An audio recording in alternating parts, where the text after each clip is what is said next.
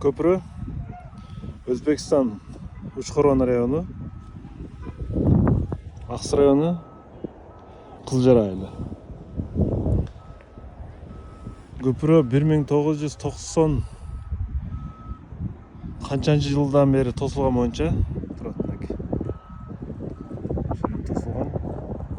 Бүгүн жекшемби, воскресенье, Өзбекстанда Учкоргондо базар. Көрүсүздөр, базар. Мурдун деле ошол воскресенье күндөрү базар болчу. Бизде да базар, буларда да базар. Бул Нарын дарыясы, Нарын дарыясында суу аз.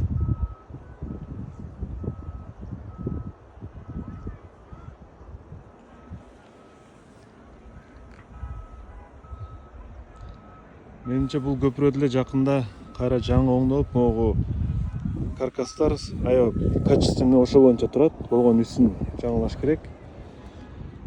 Менимче жол ачылса керек деп ойлойм. Себеби башка жакта жолдор ачылды. Бул бир летний кафе болчу, иштебейт азыр. Ушундай. Кандай дейсиздер, бул көпүрө ачылыш керекпи? Менимче соода деле жакшы болобу дейм да. Соода жакшы болот. Бул жакка өтөт, биз ал жакка барабыз. Бизде могу жерде мынакей